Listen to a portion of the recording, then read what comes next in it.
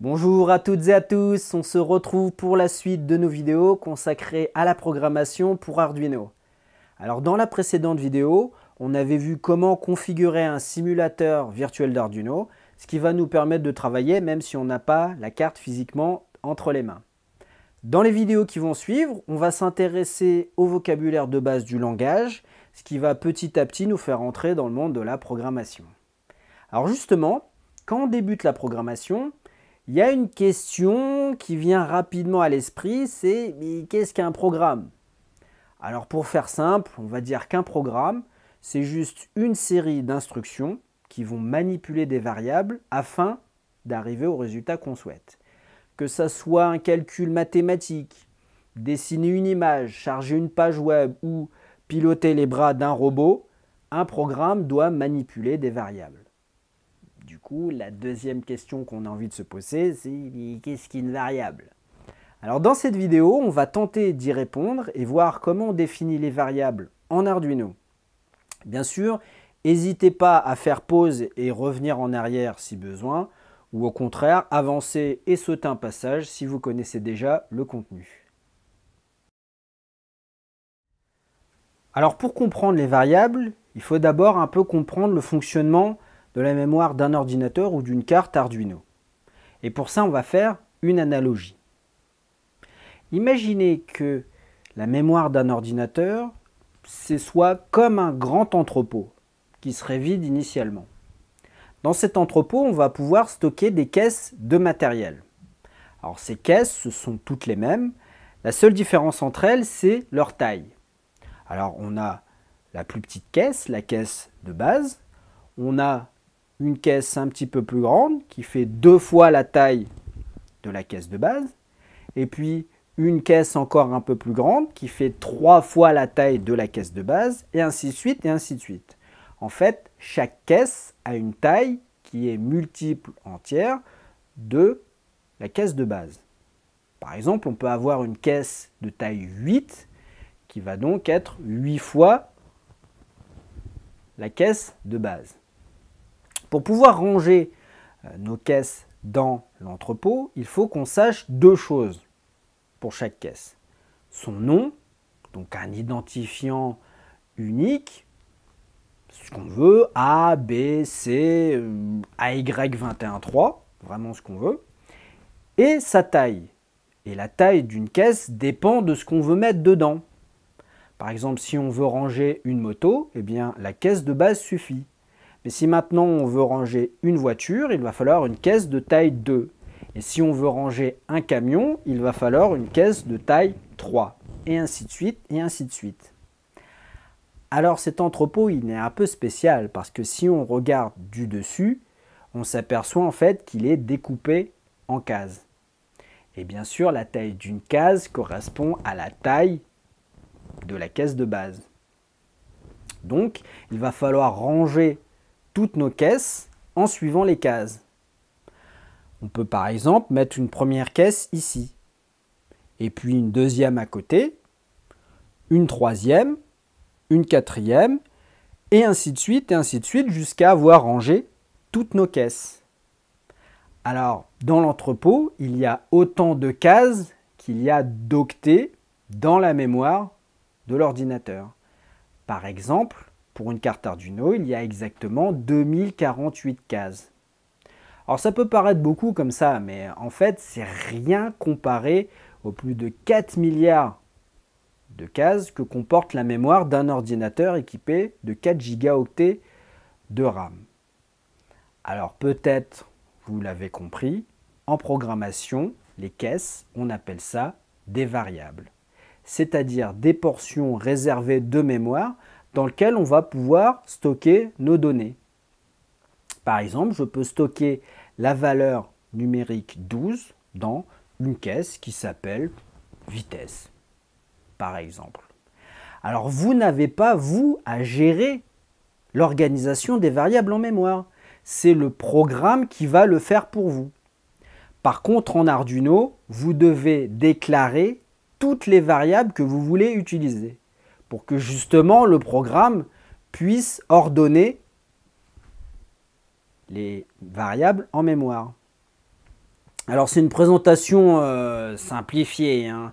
Mais si ça vous intéresse, je vous invite à suivre les liens que je mets dans la description si vous voulez en savoir plus sur l'allocation de mémoire.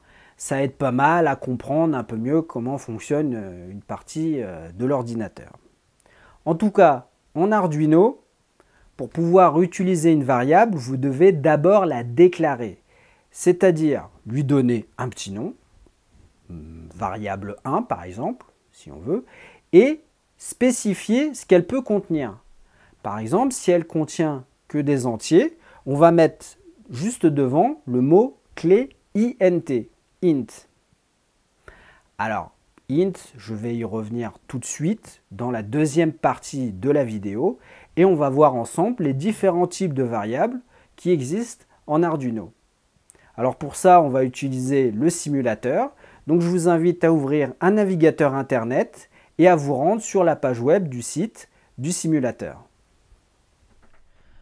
Alors voilà, je me trouve sur la page web du simulateur 123d.circuit.io et je vais tout de suite sur Sign In pour me loguer. Voilà, donc on arrive sur cette page ici, on reconnaît la première simulation qu'on avait fait ensemble dans la première vidéo. On ne va pas y toucher, peut-être que vous avez fait des modifs, rajouté des composants. On va venir dans le menu à gauche sur Electronics Lab et on va faire New Electronics Lab. On va repartir d'un circuit frais pour ne pas s'encombrer inutilement.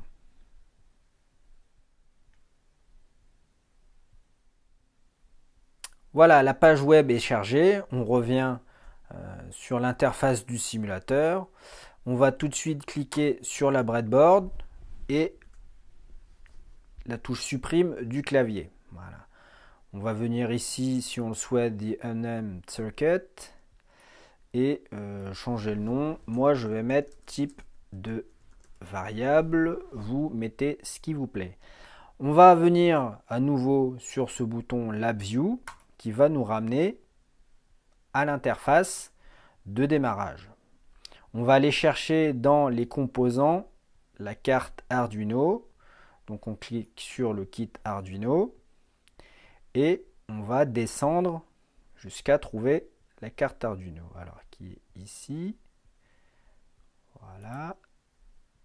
Je clique une fois et la carte apparaît. Alors avec la molette de la souris, je peux agrandir ou rétrécir la carte.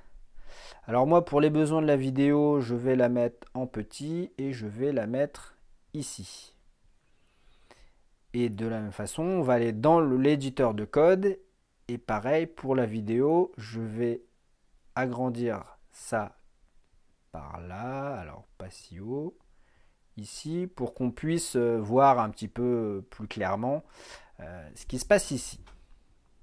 Voilà, dernière chose à faire, on va venir ici sur la première ligne, avant les deux barres obliques, les deux slash, et puis on va appuyer plusieurs fois sur Entrée pour se faire un petit peu de place. Voilà, on va laisser tout ce qui est écrit en dessous, on n'efface rien, mais on se fait un petit peu de place.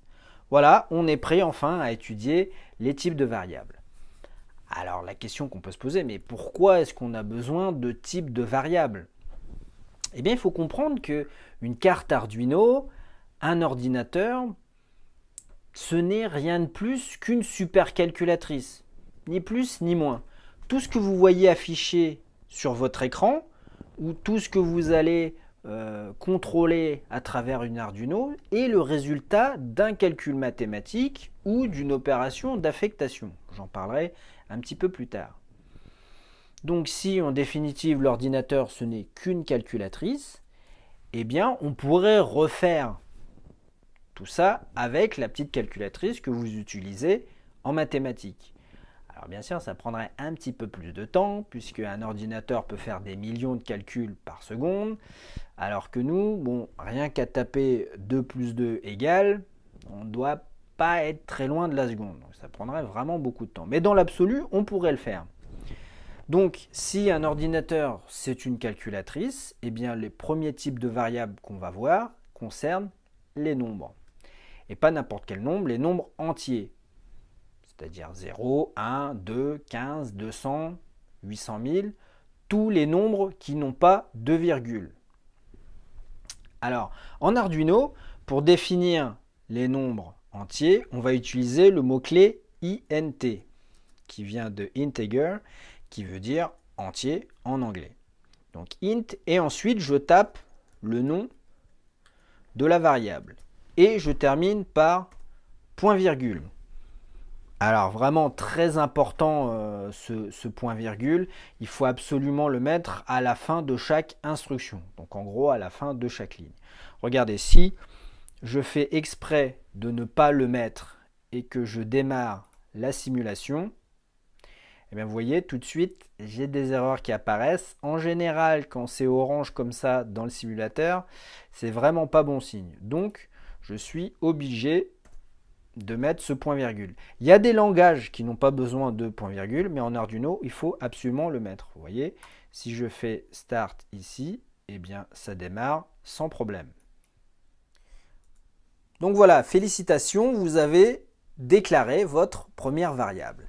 Alors, deuxième chose très importante, ce sont les commentaires. Les commentaires, qu'est-ce que c'est? Eh bien, c'est du texte à destination d'un lecteur humain, mais qui n'est absolument pas traité par l'Arduino, par l'ordinateur. Alors, comment définir des commentaires? Eh bien, j'utilise cette notation // que vous retrouvez ici en bas dans le code. Et là, je peux taper absolument tout ce que je veux. Ce n'est pas pris en compte par l'Arduino. Vous voyez, ça marche parfaitement. Donc, je peux taper ici ceci est un commentaire qui n'est pas traité par l'Arduino. Et donc ça, je peux le mettre où je veux. Ce n'est que pour nous, êtres humains. D'accord? Bon. Je vais vous remettre un commentaire ici. Alors donc, c'est variable 1 de type entier, c'est-à-dire 0, 1, 2, 3, 15, 15, 56, etc. etc. C'est aussi des nombres négatifs. Alors, ça peut être moins 2, moins 145, moins 5432. En fait, c'est tous les entiers positifs ou négatifs compris entre moins 32 768 et 32 767. Alors, d'où viennent ces deux valeurs? Pourquoi je ne peux pas écrire de nombres plus grands? Je ne peux pas écrire 40 000 par exemple dans une variable type int. Pourquoi? Parce que en fait, le type int utilise 2 cases en mémoire. Et la capacité d'une variable à contenir des gros chiffres dépend du nombre de cases qu'elle utilise. Donc si je veux écrire 40 000, je veux stocker la valeur 40 000 dans une variable, je dois utiliser un type de variable qui utilise plus de cases en mémoire. Et donc ça, c'est le type long. D'accord? Bon, je ne vais pas vous traduire, je pense que vous voyez de quoi il est question. Et donc ça, c'est un type d'entier qui peut stocker des valeurs comprises alors, entre moins 2 147 483 648 et 2 147 483 647 000. Pourquoi? Parce que le type long utilise 4 cases. Donc je peux stocker des chiffres beaucoup plus grands. C'est lié au binaire. Je ne vais pas en parler ici. Alors autre chose aussi, pour les noms de variables. Je peux utiliser presque toutes les lettres du clavier. toutes les cases, toutes les touches du clavier, à part le point-virgule et la virgule, et le point sans doute. Mais sinon, je peux utiliser tous les autres caractères. Alors, vaut mieux, par souci de clarté, se limiter aux lettres, aux chiffres, aux tirets soulignés. C'est déjà bien suffisant. Deuxième règle, vous ne pouvez pas faire commencer une variable par un chiffre. C'est strictement interdit. Voilà. Sinon, vous pouvez mettre ce que vous voulez. Alors, évitez les variables type Toto, Toto 1 et Toto 3, parce que si vous commencez un projet un peu sérieux, rapidement, vous n'allez pas savoir à quoi correspond Toto, Toto 1 et Toto 3. D'accord? Donc, j'ai déjà vu des gens qui codaient des programmes avec A, A, A, A, A, A, A, A, A, A, A, A. Bon, c'est pas des bonnes pratiques de programmation. Essayez de mettre un nom qui a du sens, comme, je ne sais pas, masse ou vitesse ou ce que vous voulez, mais qu'on comprenne bien à quoi sert, que va stocker cette variable. Voilà. Donc, on a pour l'instant créé, déclaré les caisses de stockage, mais on n'a rien mis dedans. Pour mettre une valeur dedans, on va utiliser l'opération d'affectation dont je parlais un petit peu plus tôt. Donc, dans ma caisse de stockage variable 1, je vais utiliser le signe égal pour stocker la valeur entière 10. Et c'est ce qu'on appelle l'opération d'affectation. C'est une opération qui diverge complètement du égal en mathématiques. Ici, ce n'est pas une équation qu'on est en train de résoudre, c'est l'opérateur d'affectation. Comment on doit lire cette ligne? Eh bien, tout ce qui est à droite du signe égal va être stocké dans la variable à gauche. Voilà, tout simplement. Alors ça, c'est une première technique pour stocker une valeur dans une variable. La deuxième, c'est qu'on peut directement le faire au moment où on crée la variable. On déclare la variable. Tout simplement, ici, je vais rajouter un signe égal et la valeur qui m'intéresse. Donc voilà, ici, on a réalisé une déclaration et une initialisation. Alors, ça ne change rien au fait que si plus tard, je veux changer la valeur de grand nombre, eh bien, ce n'est pas un problème. Je fais une nouvelle affectation et je vais stocker une nouvelle valeur dans grand nombre. Donc, à partir de maintenant, dans le reste du programme, si jamais je tombe sur grand nombre, eh bien, le programme va remplacer grand nombre par la valeur qui contient, c'est-à-dire 38. Voilà comment fonctionne une variable. On stocke des valeurs pour les utiliser plus tard. Alors, d'autres types de variables qui existent aussi. Si jamais on est sûr de ne pas avoir besoin des nombres négatifs, on peut utiliser le type unsigned int. Alors, unsigned qui veut dire non signé, c'est-à-dire qui n'a pas le signe moins des nombres négatifs. Et à ce moment-là, donc on va définir un type d'entier strictement supérieur ou égal à 0, donc entre 0 et 65 535. D'accord? On utilise deux cases comme le type int. Et pareil, de la même façon, on a le type unsigned long. Donc je vais appeler ça grand nombre positif. Voilà. Le point-virgule, surtout, on ne l'oublie pas. Donc qui va stocker des entiers entre, alors cette fois-ci 0 et 4 294 967 295. Et pareil, on utilise 4 cases. Donc là, c'est vraiment si on doit travailler avec des très grands nombres positifs. Alors vous allez me dire, oui, mais dans la vie, il n'y a pas que les nombres entiers. il y a tous les autres nombres. Et moi, je vais vous répondre, oui, c'est vrai. On a vu les deux principaux types d'entiers.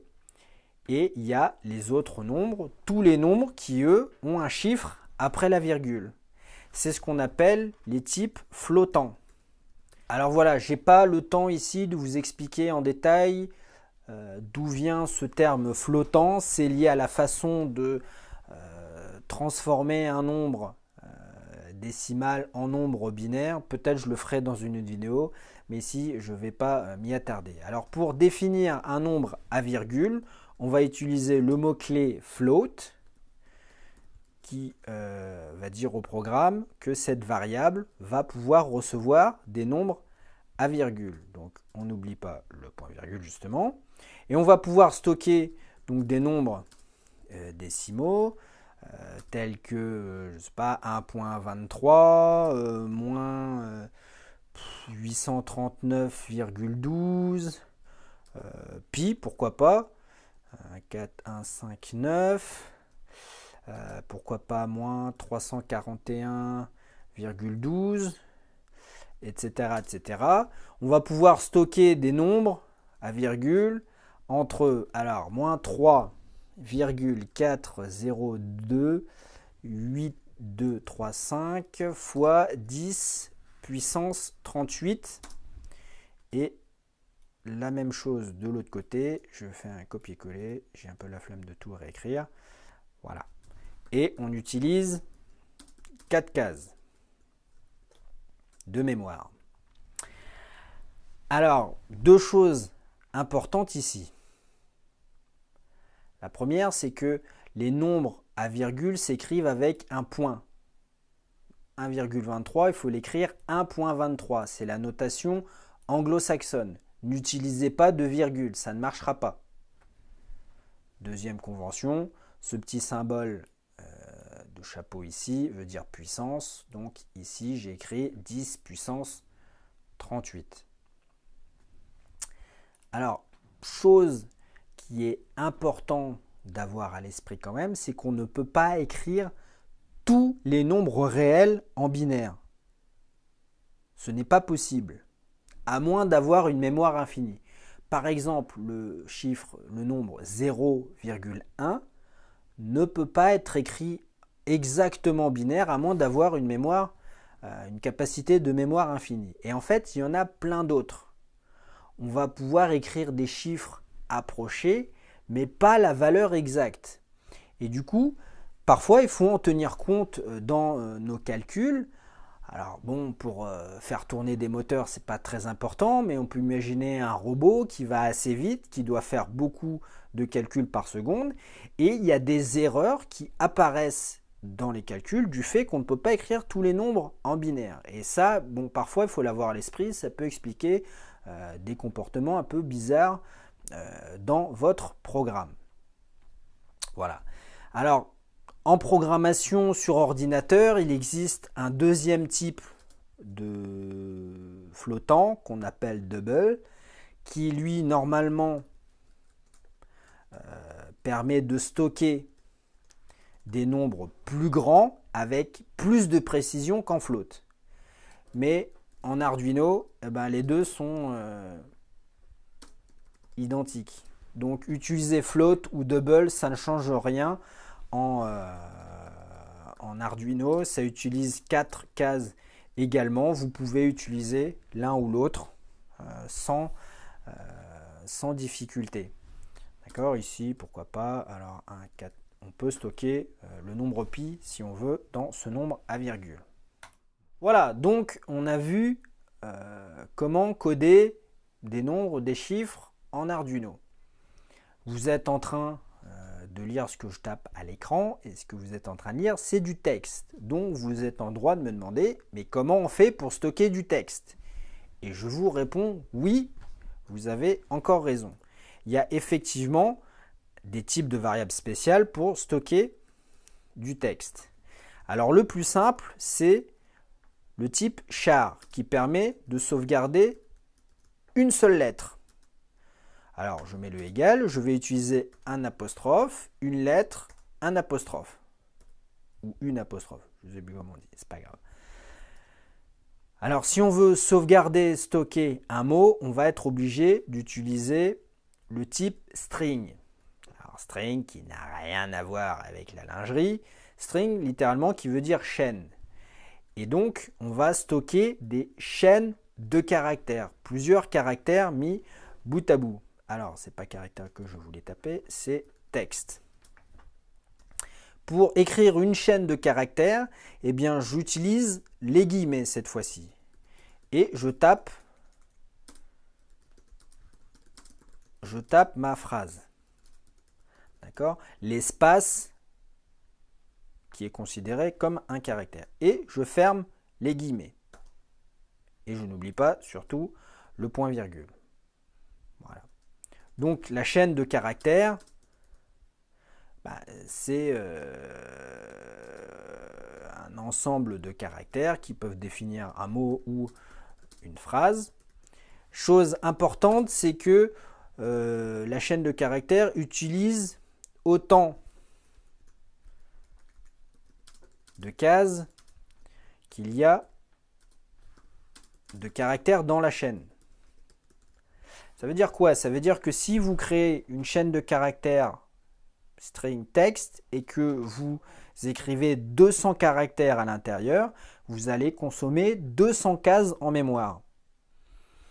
Comme il n'y en a que 2048 à votre disposition dans l'Arduino, faut faire attention. Si vous mettez du texte un peu trop long, voilà, vous pouvez rapidement saturer la mémoire. C'est pour ça toujours que je vous explique ce nombre de cases. C'est parce qu'il y en a très peu dans une Arduino. Donc il faut essayer d'être efficace et d'utiliser le type de variable qui soit le plus économe possible. Peut-être que si vous travaillez qu'avec des petits nombres entiers, il vaut mieux utiliser le type int plutôt que le type float. Ça vous fait économiser 2 cases à chaque fois. Donc voilà, on a vu les types de variables les plus courants. Il en reste un quatrième qui est assez important, c'est le type booléen, qui fait référence à l'algèbre de Boole.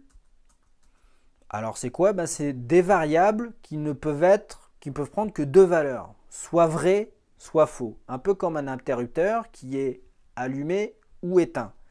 Et ça c'est intéressant, surtout au niveau de l'Arduino, parce que cette logique d'interrupteur va nous permettre de faire des tests de contrôle ou de commander, d'éteindre les moteurs par exemple. Alors comment on définit les booléens? Avec le mot-clé bool, comme ça, ou boolean en entier si vous préférez. Moi je vais mettre bool parce que c'est joli, ça met le texte en violet. Et je mets une variable qui ne peut être que soit vrai, soit faux. Donc elle peut être soit vrai, donc true en anglais, ou une variable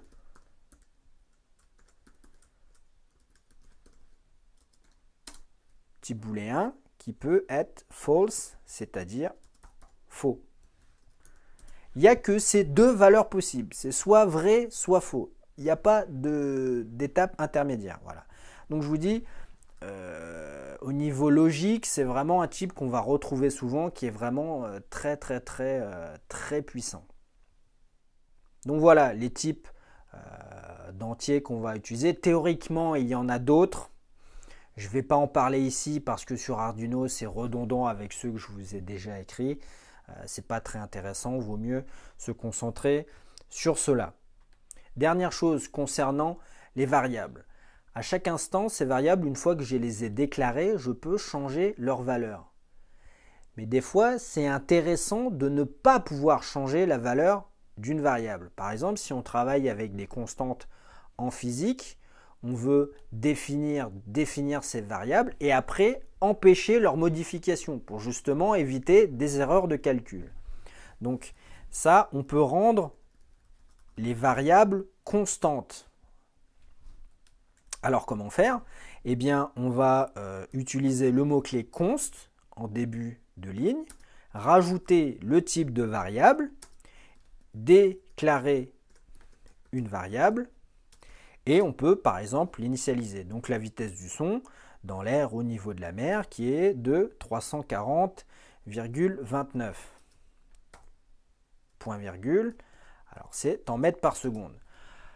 En Arduino, on ne peut pas stocker l'unité dans la variable. C'est à vous de vous souvenir ce que vous avez mis dans chacune des variables.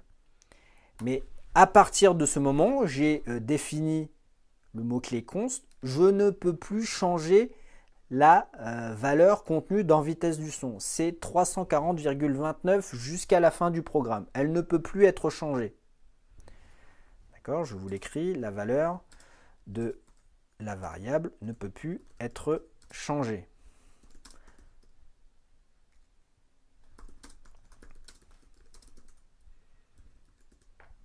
Alors, const marche avec tous les types de variables. Je peux rendre un message constant. Alors, ceci est un message constant et je ne peux plus le modifier. Pareil avec des entiers et pareil. Souvent, ce qu'on fait l'utilité, c'est de définir des constantes physiques ou mathématiques. Donc, je peux définir pi en début de programme et je me sers de pi tout au long du programme sans avoir à chaque fois à retaper 3,14159. Et à partir de maintenant, en utilisant le mot-clé const, je ne peux plus jamais changer la valeur de pi. Donc, attention, dernière chose. On a réalisé 2 affectations, lignes 6 et 7. Et normalement, on n'a pas le droit de le faire à cet endroit-là du code. On peut le faire plus bas, mais pas ici. Donc si vous lancez la simulation, vous allez avoir des erreurs. Donc si toutefois vous voulez quand même lancer la simulation, il va falloir supprimer ces 2 lignes. Voilà, on a vu dans cette vidéo de façon très simplifiée ce qu'est une variable et comment on les déclare en Arduino. On a vu les types les plus utilisés, alors gardez-les bien sous le coude, on en aura besoin dès la prochaine vidéo. Je vous mets dans la description un lien qui sert un peu de récapitulatif de tout ce que j'ai dit aujourd'hui. Alors voilà, pour les variables, il faut savoir quand même qu'il est possible de définir ses propres types de variables. Mais on verra ça dans une autre vidéo. À suivre, on verra la structure d'un programme en Arduino. On verra comment utiliser le moniteur série pour afficher des messages. Et enfin, on commencera un peu de code avec des opérations de base. Voilà, à bientôt.